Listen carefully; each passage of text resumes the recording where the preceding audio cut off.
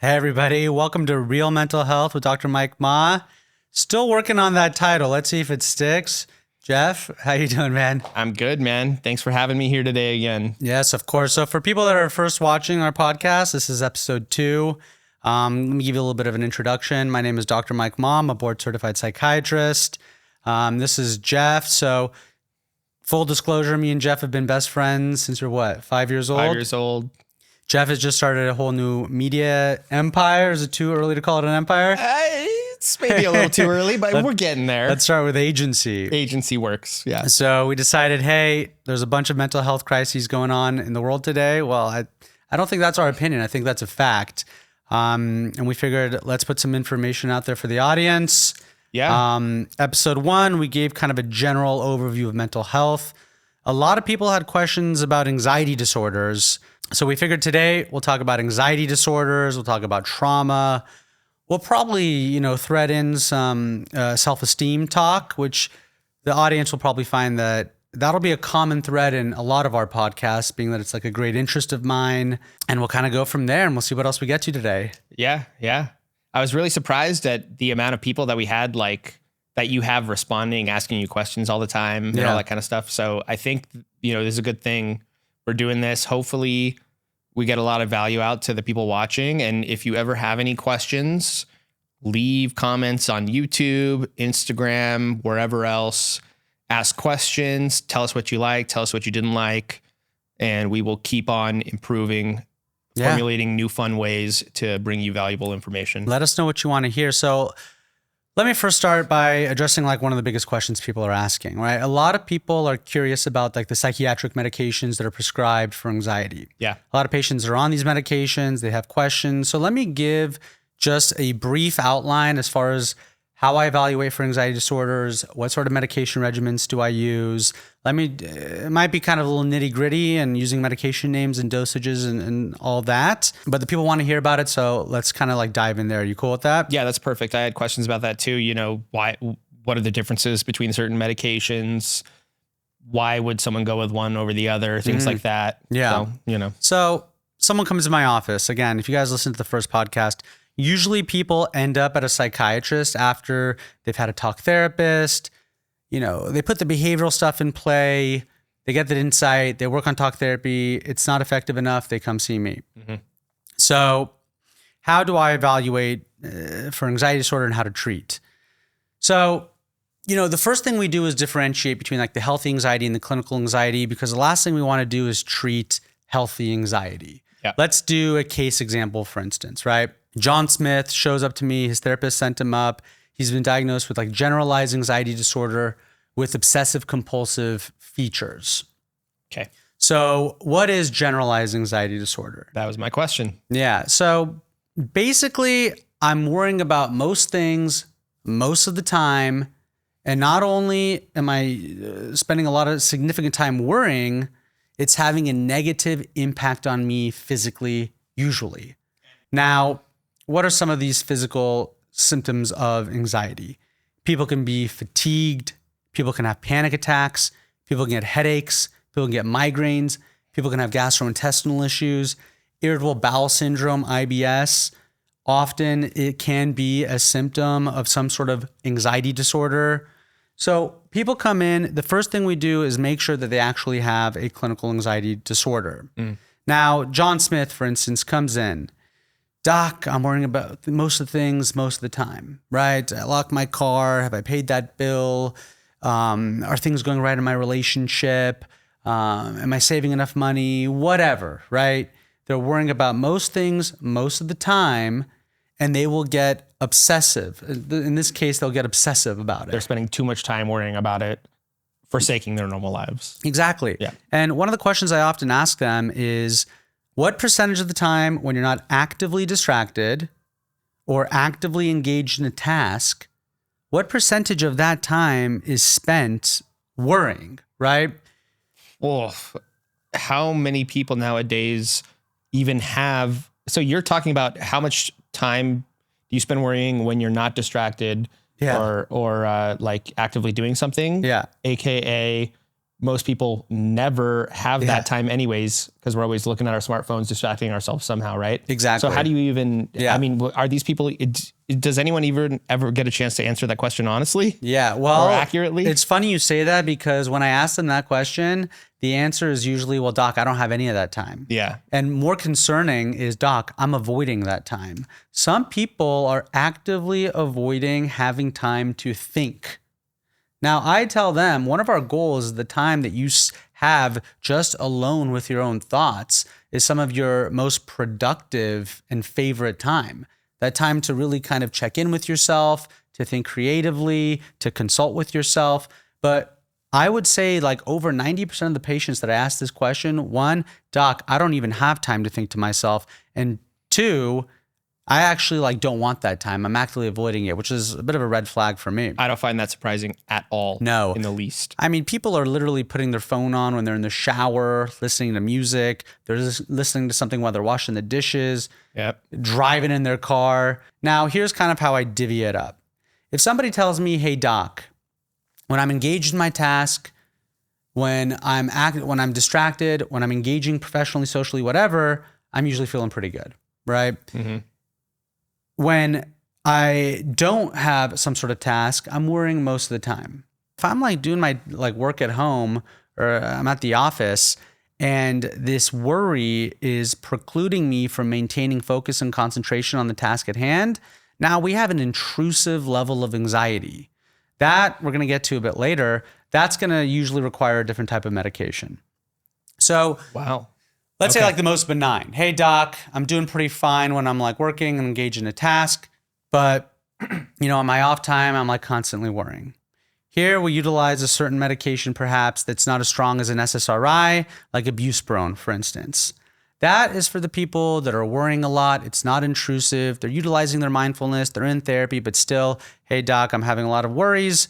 I'm not getting to sleep at night. I usually have like a delay in my sleep. Okay, we might not be as the symptoms might not be as severe to warrant an SSRI, like a full-blown antidepressant, but in these kind of the most mild cases of generalized anxiety, in the way I'm describing it, not intrusive, maybe we'll start with the buspirone. If someone comes in and they're functionally being very negatively impacted by their anxiety, let's say they're having intrusive anxiety, let's say they're getting obsessive, let's say that obsessive anxiety is driving their behavior, let's say they're having a big time delay in their sleep onset, let's say they're getting fatigued, hey doc, I'm having headaches.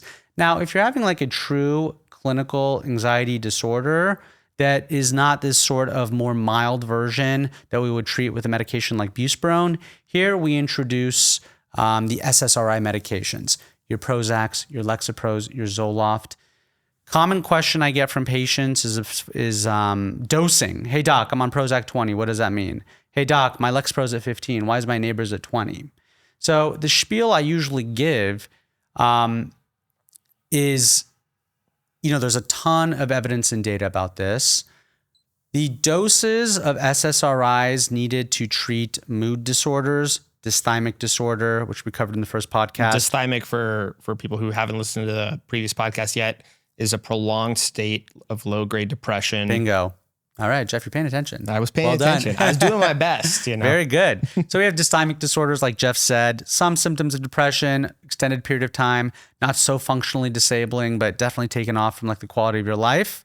And then you have your clinical major depression, constellation of symptoms, functionally disabling.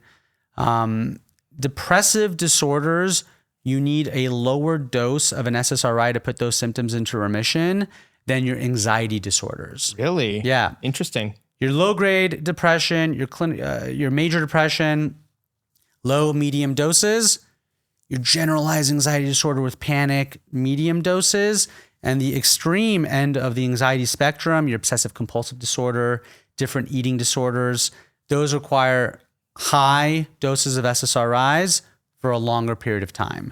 So you can tell a lot, well, assuming they're being like, competently treated by a psychiatrist, just looking at what medication regimen they're on and at what doses, you can already kind of guess what illness they're being treated for. Okay, so I have a couple questions. Yeah. One, I didn't realize that SSRIs, depression medication, is used for anxiety. Yes. I'm glad you brought that up. So a common misconception. The SSRIs, the selective serotonin reuptake inhibitors, they're known as antidepressants, but it's actually a misnomer because the SSRIs are absolutely the first line treatment for all anxiety disorders. When you're trying to treat anxiety disorders, you want to increase the serotonergic tone, how much serotonin is available in your brain. Now, these SSRIs, we're talking about like your daily medications. What we can get to later if you're interested, or maybe the audience is interested, is there's a whole other world of anxiety medications that we use as needed. These are your Xanax, your Ativans, your Klonopins. So there's a big differentiation between like the first line treatments for anxiety disorders, like your daily medications, versus like the as needed medications used in moments where your anxiety is so elevated you can't get a grasp on it. Okay, that's interesting. Yeah, I thought Xanax and the Klonopin and the ones like that were for everyday use, but apparently they're not. There are instances in which we will use medications like clonazepam, which is a benzodiazepine, for a daily use, but usually those, because they carry the risk of dependence, are utilized like once, twice a week. Okay. Yeah, as needed. Absolutely. Yeah. I mean, everything is individualized to the patient. So someone comes in, non-intrusive worry, perhaps a little bit of a delay in sleep onset, perhaps some other symptoms of clinical anxiety. Okay, we might start a medication like buspirone. It's not an SSRI. It's less potent than an SSRI. Fine, start there. How are you doing? So that's kind of the general flow. How severe is their anxiety disorder? If you're on the milder end, medications like buspirone. If you're on the more significant, moderate, severe end, SSRIs, likely at moderate, medium to high doses. And then usually we give patients like an as-needed medication for if they have a panic attack or some sort of like really elevated episode of anxiety that they can't regulate themselves. And this secondary addition is a separate pathway of brain chemistry? Absolutely. It's a different mechanism of action. Common examples are medications that are sedatives, gabapentins, Lyricas, benzodiazepines like clonazepam, Ativan. You have other medications that work on your sympathetic nervous system like guanfacine. You have atypical antipsychotic medications like Abilify. Now, this might be going over a lot of the audience's head. Those that are actively involved in treatment, this might resonate more with them. Point being, your serotonin medications are the first line treatment for anxiety disorders, and we have different ways of adding on other medications to attack whatever symptoms are not adequately treated with the SSRI. And I would venture a guess a lot of our audience has seen those pharma commercials, you know? You always see those Abilify. Yeah, exactly. And that's how I know these ones. You know, that's a great name for a medication. You know what? Abilify. They got some good marketing people. Who doesn't want to be Abilified? Yeah, exactly. Okay, so before we move on to our first written down topic, I just wanted to ask you real quick, why would you choose one drug over the other for anxiety? Does it have to do with the patient's symptoms that they incur from taking the drug, and then maybe you try a different one because of that? Like, how do you, because you name like 4, you know? Excellent question. So, hey, doc, there's like 10 different SSRIs, Prozac, Zoloft, whatever. Why are you choosing this specific medication? This is actually an interesting topic. When I'm talking to friends, casually about this stuff, this is always like a question they have. What is the difference between these SSRIs and what goes into selecting one?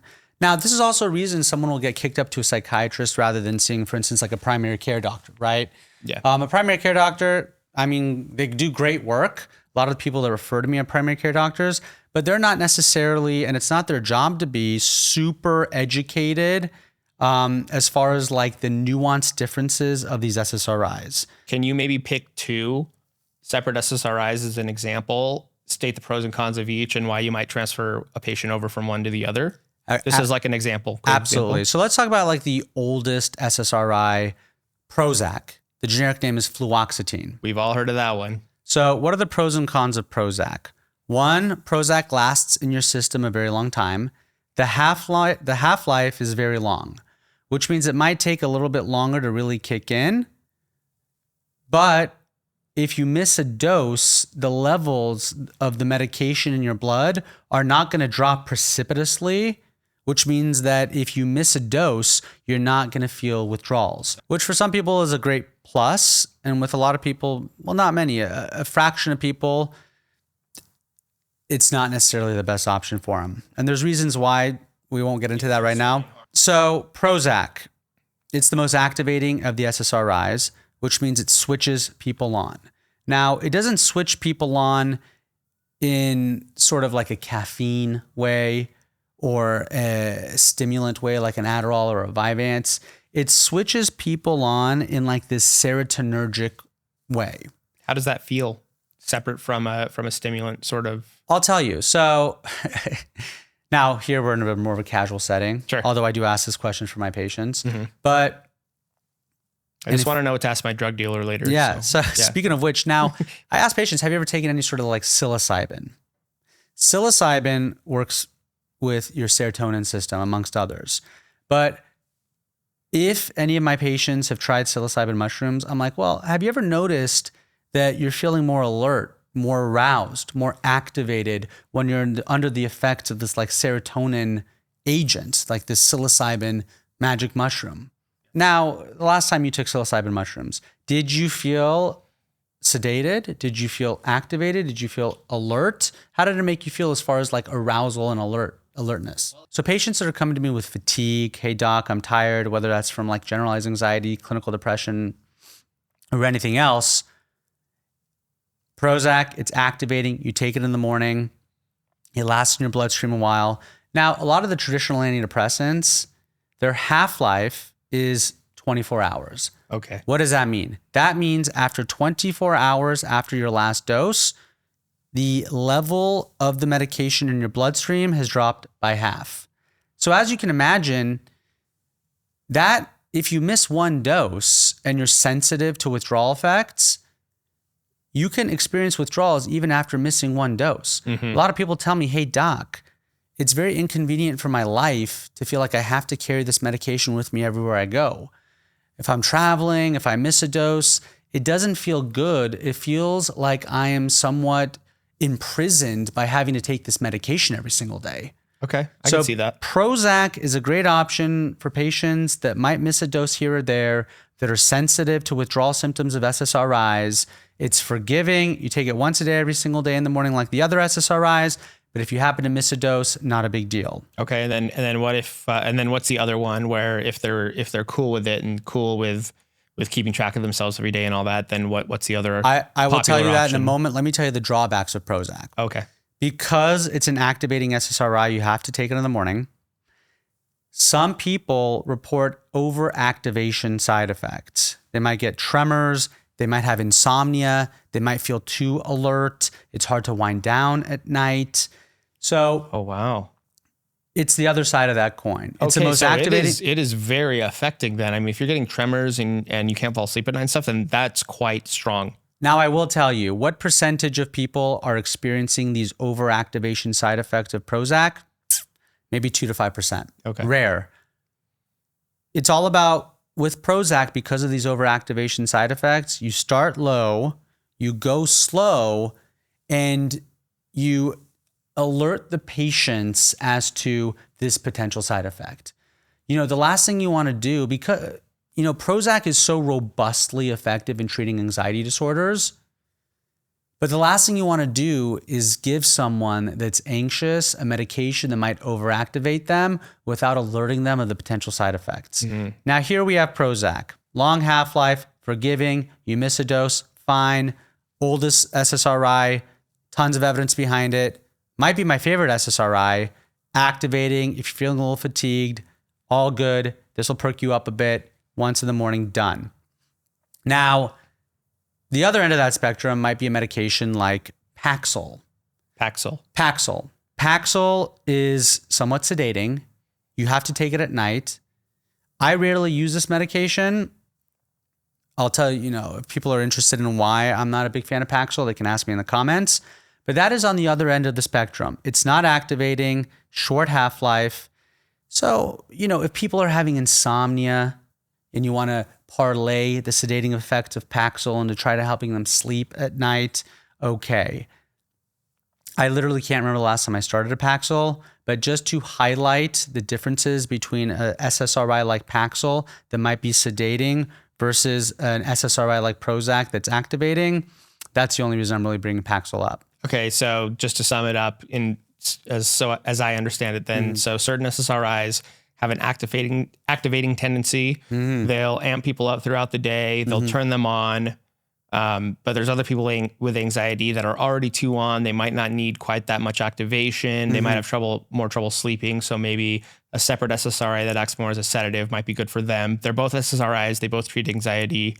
But for the individual patient, you have to do the figuring out of what to actually get them. Yeah. Now, here's a little kind of tidbit for everybody watching.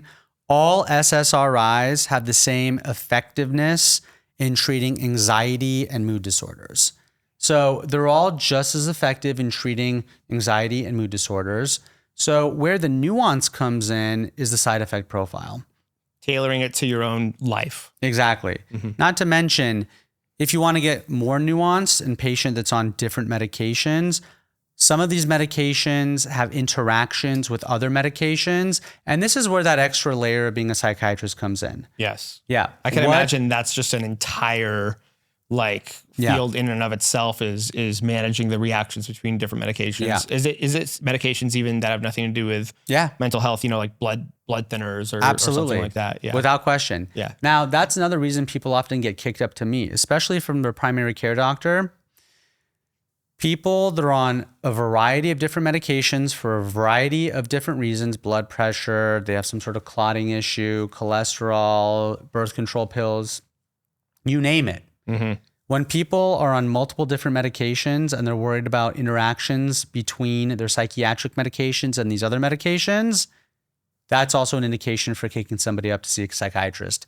Medication interactions with psychiatric medications. Makes perfect sense. Super, super important. Now that, with that being said, with the basics of anxiety covered, okay, let's talk about some of the most popular, for lack of a better term, anxiety issues you see in your patients. So particularly, I think you were telling me workplace anxiety and social anxiety. Yeah. Social anxiety. You're overestimating the chances of a negative outcome. What is that negative outcome in social anxiety? It's people evaluating you in a negative way. And you're overestimating the severity of the consequences of that, right? They're going to think I'm weird. They're going to tell everybody else that I'm weird. I'm going to have a negative hit in my self-esteem and all the rest of it. It's an overestimation of a negative judgment by another person or group of people and an overestimation of the severity of the consequences of that. Do you have a specific case that you've seen lately that dealt with that? So clinical anxiety, social anxiety. Now you have this person, I'm sure a lot of people here can relate. Now, a lot of people watching are Gen Z, millennials. They're on dating apps. They're dating a lot. Ugh. A lot of them are feeling very anxious. Yeah. And a lot of these people are my patients. Dating apps are absolutely brutal. Ugh. Now, when people ask me for advice as far as dating and anxiety, I approach this as a psychiatrist, right? I'm not a dating coach, but there's certain fundamentals as far as what attracts other people and also what repels other people. So let's talk about a specific example. Okay, Hitch, let's go. Hey, Doc, Dr. Hitch, Dr. Mike Ma. So we have Johnny, right? Johnny, he goes on a date with this girl. Stupid name. Johnny. You know what's even worse? Yoni. Yeah. Now, I don't know why anybody would call their child Yoni. Shout out to Yoni Ophir, one of our best friends. So Johnny goes on a date, right? Things go well. He's kind of in the moment. He has a history of social anxiety, but honestly, even people without any sort of history of clinical anxiety can feel anxious in the dating world. I would venture a guess, actually, we all do. Yeah. I mean, totally normal to feel anxious before a date. Totally. I completely agree. Yeah. I can relate. Now, a lot of people that are watching might relate. So he goes on this date. Things go reasonably well. They have a couple drinks, they get a little bit loose, they have a good time. The date ends, next day, right? Johnny sends a text, no immediate response, right? Now, what is happening in Johnny's mind with regards to anxiety? He's saying, oh, she's not responding. She's trying to figure out what she wants to say to let me down easy. She doesn't like me. Maybe she's showing this text to her friends and they're all having a congress on about how she should respond, and now they're dissecting my every word. Exactly. Now, Jeff is picking apart the socially anxious train of thought, right? She has not responded to me. It's been 3 hours. She must not like me. Oh my goodness. What did I say last night? Did I have a couple too many drinks? Did I say something that might have offended her? Did I say something that might warrant some sort of negative evaluation or judgment on me? Now, objectively speaking, he felt like the date went well. The objective evidence at hand tells Johnny that, hey, the date went well. Now, he has sent a text. There's no response within 3 hours. And now the anxiety sets in.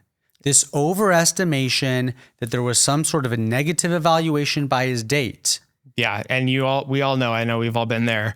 And then anytime you hear your phone buzz, you check it. Oh, yeah. Telemarketer. Damn. Exactly. Yeah.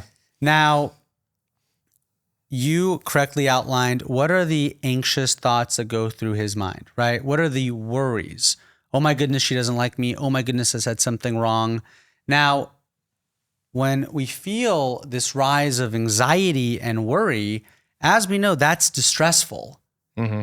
And what happens when someone is feeling a state of distress and anxiety, we feel compelled to engage in some sort of behavior to relieve that distress. Affirmation, possibly.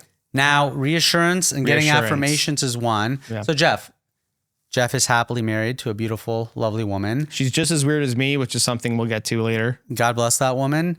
Now, if you can reflect on the last time that you went on a date and you were feeling anxiety in a situation like this, first question is, can you relate to this? I feel like you can. 100%, of course. And the last time you felt this anxiety when there wasn't an immediate response the day after a date, what did you feel? Did you feel like compelled to do something? How did you feel? What were your worries and what did you feel like you wanted to do about it? So, Mike, I was compelled to send another text, okay, to just clarify to her, hey, maybe I was a little drunk last night and I didn't quite mean all those things I said. So if you were thinking about not going on another date with me, maybe put those aside because I really am more so the guy exactly you were looking for.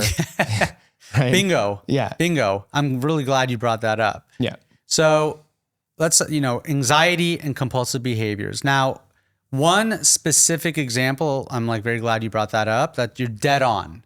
And a lot of people experience this.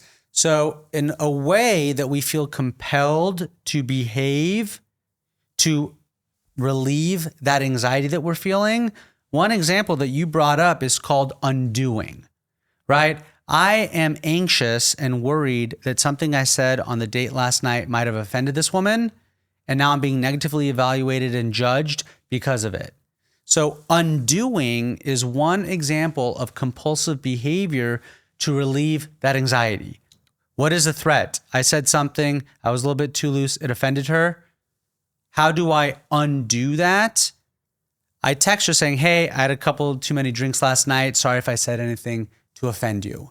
This is a compulsive behavior called undoing, in which we literally try to undo something that we felt was offensive in the date that we had the evening prior or whenever it was. You're saying, well, okay, let's forget that. Let's try again. Mm-hmm. But in actuality, maybe they liked it. You don't know. Yeah, exactly. Yeah. And mind you, in this scenario that we're laying out for the audience, it has been a few hours and this person is getting anxious that they have not received a response.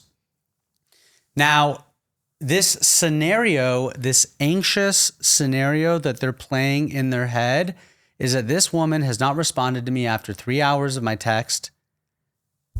The worst case scenario is happening. She does not like me. Now, if I am now coming out of a place of insecurity, like, oh, she must be negatively evaluating me. Something about my authentic self wasn't good enough. And you send this undoing text, it signals to the other person that this person feels insecure in his behavior last night. He's trying to do some sort of like take back. And typically, not typically, almost always in a dating situation, people, men and women, are attracted to confidence and security. Now, it's been a few hours that you have not received a text back, even if it's more than that. When somebody sees that you are insecure enough to act on your worry that she did not like you, and you send a text trying to undo some of your behavior from the night prior, people usually interpret that as a sign of insecurity. And leave it in the comments how many times that's worked out for you. How many times have you sent a second text undoing part of your night before and it's actually worked out? I will bet never. Yes, We've all done this. Exactly. And it just doesn't, it's just not the move. Now, this compulsive behavior of undoing is just one of many compulsive behaviors people engage in for social anxiety. Here we're choosing an example with dating. Now, other common compulsive behaviors, the infamous double text, right? And again, what is this compulsive behavior? You are anxious. You have a worry that there's some sort of negative outcome, and you feel compelled to engage in a behavior to relieve that anxiety. Humans notice when people are acting out of worry and anxiety and insecurity. And if you're talking about the dating realm, usually one of the most attractive things that you find when you're searching for a partner or a friend or whatever is that person feeling secure and confident. So those that listen to the first podcast can compare this with the workplace anxiety and the compulsive reassurance seeking and then manifesting your fear, right? Now here you're manifesting your fear. This girl did not like me. She felt like there was some sort of something wrong with me. She evaluated me in a negative way. Now you are engaging in a behavior that exhibits low security, insecurity, also an inability to regulate your own anxiety. Now, of course, no one's perfect. If you engage in this sort of behavior here and there, other people may not write you off immediately. You might find someone that can relate to you in your anxiety. I did. 100%. Not with anxiety, but with all my other weird stuff. Yeah. Now, and that's that's wonderful. You did too. Yeah. And that's wonderful. He's weird. Yes. A little more weird than I present on camera here, actually. Yeah. God bless Danny. Yeah. Good woman. Good woman. But again, if you're a clinically anxious person and you're doing your best and you still engage in these behaviors, will that then select for a population of women that you're dating that are more forgiving and accepting of someone that is clinically anxious? Yes. But will that likely narrow your pool of people that want to go on a second date with you? Yes, because people are attracted to confidence and security. And is that you necessarily putting your best foot forward? No, it's not. Well, what do you think about that? Well, I'm a little of a romantic. So I think I would prefer the truthful approach where they didn't, they tried to put their best foot forward, but they maybe didn't. And the person they were dating still comes back for a second date. In my opinion, that's a win. Yes. Right. Because it is just truthfully yourself, you're acting yourself and you didn't put your best foot forward. But like, as relationships go on over the long term, there's no way they're not going to see the side of you that you deem negative. There's just no way. So having somebody who already has shown that they might accept that, or who maybe even likes that about you, or maybe they're the same way themselves or whatever else, is a win in my opinion. And just being realistic about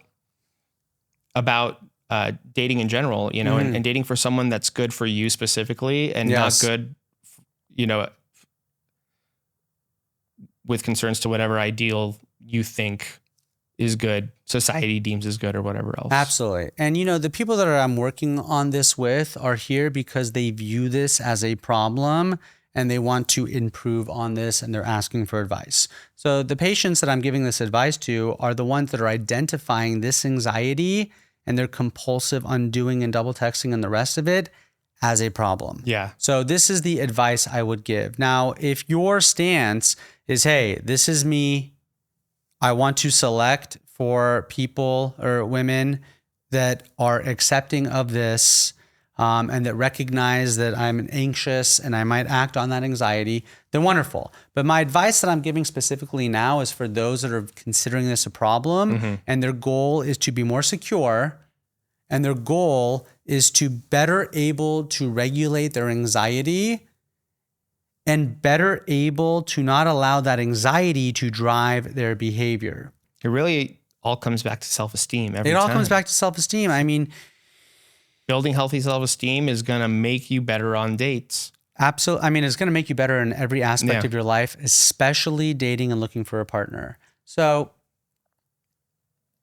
that would be, that's what I would say. Yeah. Dating is particularly brutal. Should we maybe touch upon a bit about modern dating and swiping through oh my God, there's so much to talk about that. I mean, should we touch on that? Let's get to that. I want to address one thing you said before we get to that. Okay. Now, being a romantic, right? Typically, and showing all parts of yourself, being fully authentic, being accepted for your strengths, but also being accepted for your weaknesses. Yes. Usually for that sort of romantic, forgiving sort of nature, usually we require some sort of attachment and bond to already be formed, which is why after the first date in this example that we're giving, we want to put the best foot forth. That makes sense. Because after just the first date, people are much quicker to discriminate against things that are off-putting from the person they just went on a first date with. Yeah. I guess that kind of goes to speak about why dating is so particularly anxiety producing, because really you are honestly on display to another person. And if you're really trying to form any sort of real relationship, you really are putting yourself honestly out there, and any criticism is going to hurt that much worse. Absolutely. Right? Yeah. Any social interaction, initiating any sort of relationship, whether it's a friendship or romantic or otherwise, carries with it an intrinsic risk of rejection. Now, we can get to authenticity as well. I mean, I know you asked a question as far as like dating apps these days, and I'm going to come back to that. But authenticity. Now, the more authentic you are in your interaction, the more of a risk there is, because if someone rejects you when you are being authentic, that is going to sting and cause more pain than if you were more superficial and just telling that person what they wanted to hear. One of the truly necessary aspects of being a human being and living and feeling well is having deep emotional, authentic ties with your friends and your loved ones and your romantic partner. The more authentic you are, the more risk there is, because when your authentic self gets rejected, that is much more painful than if some sort of superficial, inauthentic you was put on display in the date. You know, one question I often get at like parties and something is, Dr. Mike, what's one sign that somebody might have a personality disorder? And my answer is always the same. Do they have long-lasting friendships? I know that's something I look out for with anybody I meet. I look out for what's their oldest friend. If their oldest friend is like when they were 29, red flag right away, you know. And then other people, if they have the same friend since they were like 5, to me, always good sign whenever I see anybody that has really long-term relationships, not even just friendships. I mean, you know, family, friendship, family friendships, I guess you would say. Yes. Dating, obviously. Yeah. It makes intuitive sense. I mean, if someone's personality is disordered and the way they relate to themselves and other people is disordered, then it makes sense that would not be a foundation to build a long-lasting, emotionally intimate relationship with someone. So let's talk about a narcissist. Narcissism springs out of some sort of narcissistic injury. Yeah. An So trauma. injury to one's self-esteem, one's ego, to the point where they feel like what I was saying before, that they are not intrinsically worthy of respect, admiration, love. Narcissistic injury, I mean, narcissism can spring out of an unlimited amount of different scenarios in which someone deep inside feels like they are unworthy of everything I just mentioned: love, admiration, respect. Now, the case I was outlining as far as the narcissistic patient, hedge fund owner, multimillionaire, his father left his family and left him at a young age. Talk about an injury. If my main attachment figure, my father, does not feel like I am, in my eyes, worthy enough for him to stick around in my life, what the fuck is wrong with me that I'm not worthy of love, respect, care from my own father? If my own father abandoned me and didn't feel like I was worthy of sticking around, you can see how this is one obvious example of a major injury to my sense of self and my self-esteem. If my own parent abandoned me, how can I make sure that nobody ever leaves me again? What is this most socially acceptable, bulletproof facade or person that I can be to avoid ever feeling that way again, where I am not worthy of a secure attachment? That's a really tough problem. And usually this stems from childhood. Yeah. So now they've grown up being what they feel like cannot be criticized or what cannot be unlovable. And because they've spent their life building up this like facade and this narcissistic mask, they actually haven't really developed their own their own sense of self. So part of the therapy with narcissism is dismantling this grandiose narrative. And in the beginning, it can be very painful because, again, this grandiose narrative that they put out there about themselves is what's propping them up and preventing them from entering despair.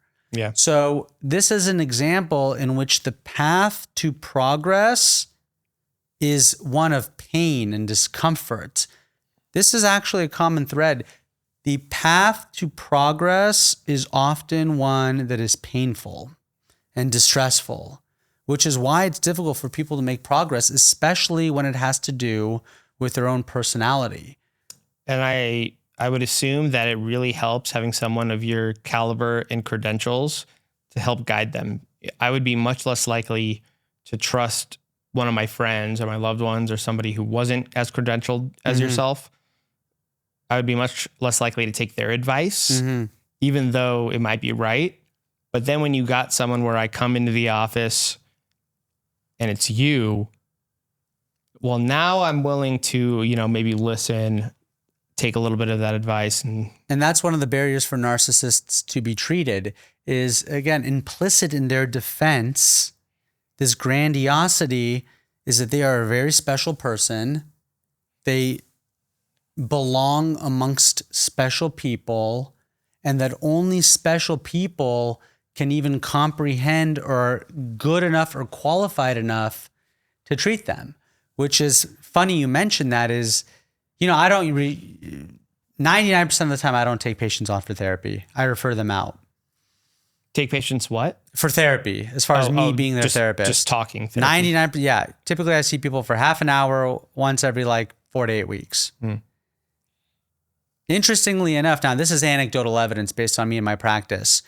The subset of patients that demand to see me for therapy because I'm an MD, I'm a psychiatrist, I'm not a therapist, in which they kind of like diminish their value. So I actually end up with a disproportionate amount of patients as far as my therapy clients that have these narcissistic traits. Because, oh no, only an MD psychiatrist would be good enough or worthy enough to treat me. This grandiose sense of self that they put out there. So I actually end up treating for therapy a lot of people that have narcissistic qualities and sometimes full-blown narcissistic personality disorder. I guess the main thing I would like to finish on for narcissism is a pathway out of it. And, because I don't want the listeners to think that we are just talking smack on narcissists. Yes. And that they're crummy people. They're people just like the rest of us. They have their own issues. We all need to recognize that. And what are some things that you help them do to reintegrate themselves into a authentic life? It's a major challenge. Narcissistic patients deserve compassion just like every other patient that I interact with. Of course, they deserve compassion. Now, if we can utilize a skill that they lack in mentalizing and looking at this person and what was the seed that grew this tree of narcissism? What was this injury? It's much easier to be compassionate with a narcissist if you can try to conceptualize that little 4-year-old child whose father abandoned him, right? Yes. And what he is doing to avoid the pain of feeling unworthy of love by a major attachment figure. Narcissist, what can we do? Now, when someone's coming to me for treatment for narcissistic personality disorder, which has literally never happened, not even once. Oh, you haven't even... Again, the narcissist does not present, hey, I'm narcissistic. Oh, okay. Yeah. But let's just clarify. They're not coming to you for that problem, but you uncover that they have that problem. Yes. Now, what do we work on? We work on their sense of self. We work on dismantling this grandiose narrative that is not in touch with reality. We work on being authentic with others. We work on regulating their anxiety and worry that they are not worthy of love. We start building their self-esteem in a systematic way. We touch on self-esteem, of course, in the first podcast. We're going to continue to touch on self-esteem as we move along this podcast. That is the basics. It's this, you're worthy of love, getting in touch with your authentic self, taking the risk and having courage on being authentic with others, and risking the rejection, because their deepest fear is not being worthy of love and love, acceptance, admiration, and respect from a group or an individual. Because again, their fundamental issue is they themselves don't feel worthy. That's the judgment they're casting on themselves. And again, a lot of this in true narcissistic personality disorder is unconscious. They don't even, they're unaware that this is the system in which they're functioning and relating to others and relating to themselves. Okay.